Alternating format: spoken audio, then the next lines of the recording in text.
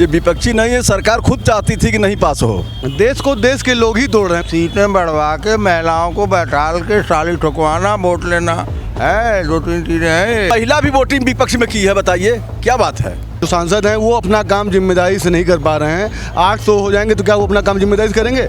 इन सभी का पुश्तैनी धंधा है ये। बीजेपी जो कर रही थी वो गलत कर रही थी। बहन को बराबर अधिकार दे रहे हैं, पत्नी को अच्छा दर्जा देते हैं, अधिकार देते हैं। सिर्फ बात की जाती है महिला सशक्तिकरण की, महिलाओं की समानता की, लेकिन जब वही बात आ जाती है और उसकी जब पूर्ण होने की तिथि आ जाती है तो उसमें कोई ना कोई दीवार बनकर खड़ा हो जाता है। दरअसल वही दीवार बनकर खड़ी हुई है इस समय की राजनीति।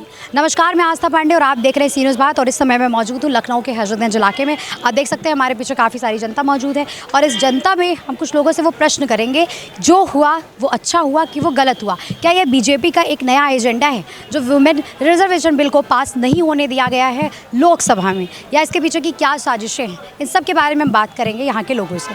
हमारे साथ मौजूद हैं सर। आप हमें बताइए सर, अभी तक की तो महिलाओं की बड़ी समानता की बात हो रही थी, लेकिन आज वही चीज़ लोकसभा में पास नहीं हो पाई, वहाँ के लोगों ने, विपक्षियों ने उसको पास नहीं होने दिया। आपको क्या लग रहा है?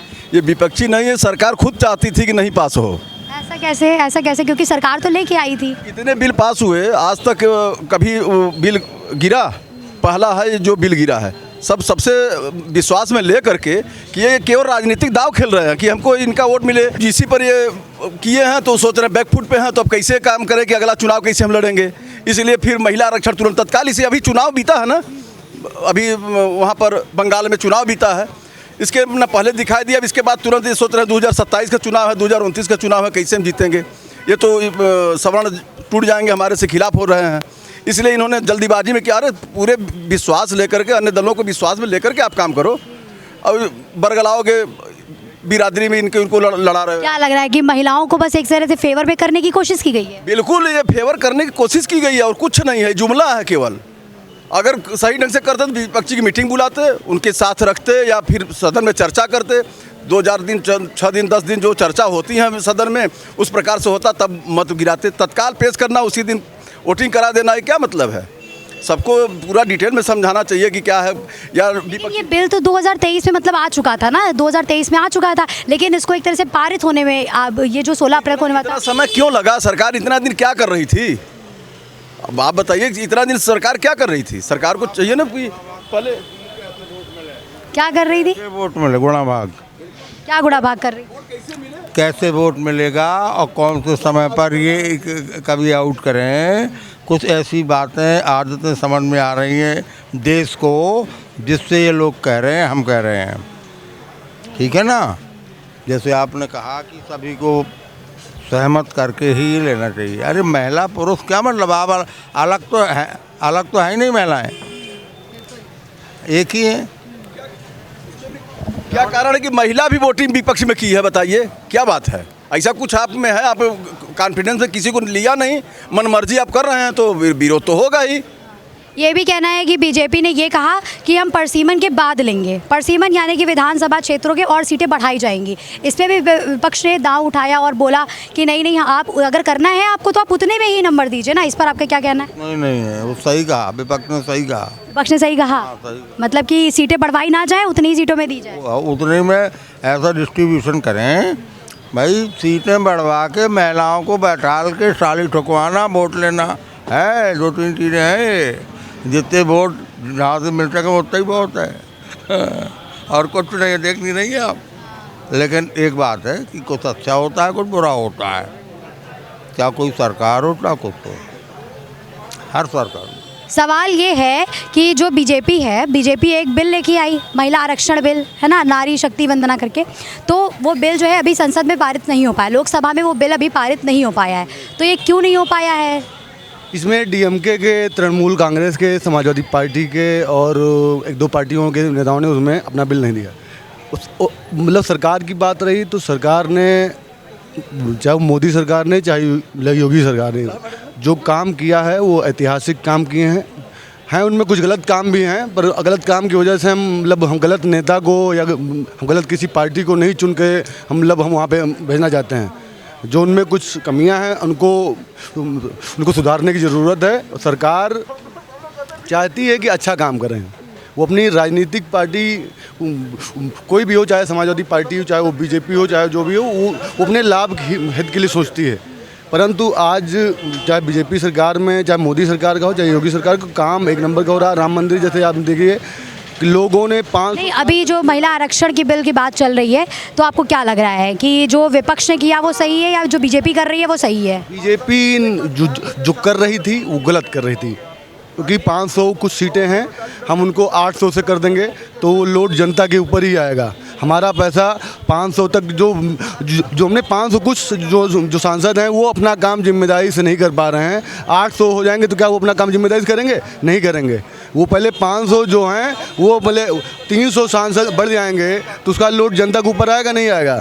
उनकी पेंशन का, उनकी सुरक्षा का, उनकी देखभाल का, उनकी मेंटेनेंस। और विपक्ष का कहीं ना कहीं ये सवाल है और ये कहना है जिसकी वजह से ये बिल पारित नहीं हो पाया। विपक्ष ये कह रहा है कि जो अगर आपको करना है, अगर आपको 33% आरक्षण देना है तो आप उतनी सीटों पे दीजिए ना, आप परसिमन करके आप बढ़ाइए। विपक्ष के इस सवाल के साथ में हूँ मैं। विपक्ष के इस बात का मैं समर्थन करता हूँ कि उसने ये जो कहा कि आप जो सीट सीमित हैं, जो कुछ सीटें हैं उनमें ही आप आरक्षण करके वो उसमें वो दीजिए आप महिलाओं को। तो इसमें कोई गलत बात नहीं कहा। ये जो भी विपक्षी दल हैं उन्होंने, हम इस बात का उनको समर्थन है। हम खुद बीजेपी के सपोर्टर भी हैं और हम पदाधिकारी भी हैं, परंतु जो बात सही है वो बात सही है, जो गलत है वो गलत है। जैसे यूजीसी वाला है तो इसमें आज के समय में लोग जातिवाद की राजनीति करना चाहते हैं। वो राजनीति भारत को विखंडित करेगी, वो जोड़ने के काम नहीं कर सकती है। कोई भी आप अपने घर पे अगर 3-4 लोगों में हम लोग मतलब छोटा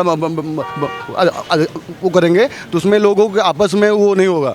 पर हम आज के समय में जातिवाद करके राजनीति की बिल्कुल देश को मतलब तोड़ने का काम किया जा रहा है और सब पार्टियां कर रही हैं। मतलब ये कोई बीजेपी तो इसमें अब शामिल हुई है, समाजवादी पार्टी का, तृणमूल कांग्रेस वगैरह, ये तो ये सब इनका सबका पुश्तैनी काम है कि मतलब जातिवाद करके लोगों को तोड़ना।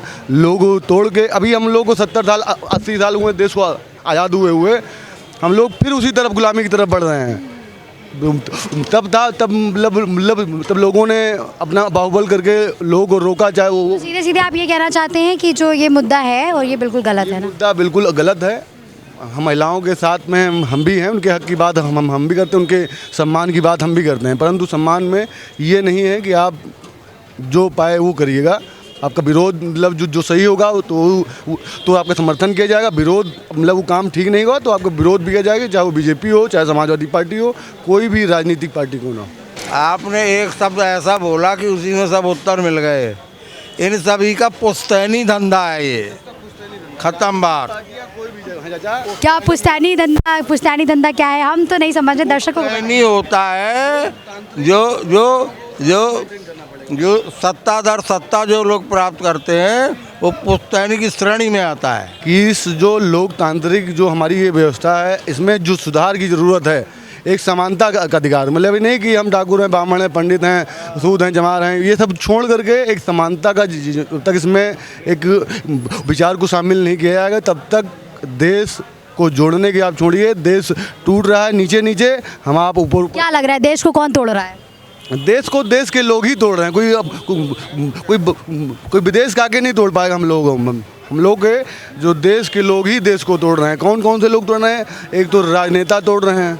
राजनेताओं का यही काम है कि अपनी पार्टी को किसी तरह सत्ता में मजबूत करना, चाहे वो बीजेपी हो, समाजवादी पार्टी हो। ठीक है, आप राजनीतिक पार्टियां हैं, देश के हम हक की बात करती हैं, आप एक सिस्टम को चला रही हैं, ठीक है सिस्टम को चलाइए, पर जातिवाद उसमें नहीं करिए।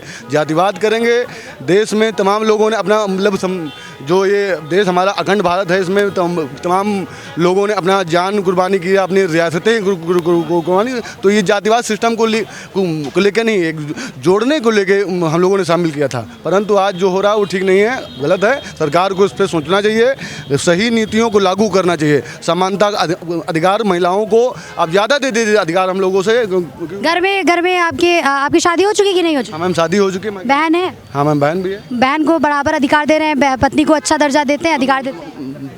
हम लोग में अपने घर में संस्कार होते हैं, हमारे लोगों के संस्कार ही हमारे लोग सब कुछ होते हैं। ये अधिकार की बात नहीं है कि आपको अधिकार हमने दे दिया कि आप जाके आपको बाज़ार टहलना है तो आप रोज़ सुबह हम ड्यूटी पे अब बाज़ार टहल लें, तो ये राइट्स नहीं है। ये आपका संस्कार विहीन संस्कार युक्त लेकिन अब महिला को कुछ काम होगा तो वो तो जाएगी। जाएगी मतलब खुद ही जाएगी, नहीं तो मतलब हमसे कहेगी मतलब हम खुद हैं, जब नहीं हो पा रहा हमसे कोई काम ऐसा है जो उससे ऊपर तो जाएगी, हम खुद लेके जाएंगे। मतलब ऐसे भी आजकल तो तमाम सुविधाएं चल रही हैं महिलाओं को, क्योंकि जहां अगर इस समय जैसे कि राजनीति में बात जो चल रही है वो 33% आरक्षण देने की वहां तो बात चल रही है, और 33 मतलब एक तरह से समानता की भी बात चल रही है। क्या वही लोग क्या घर में उन लेडीज़ों को सम्मान देते हैं?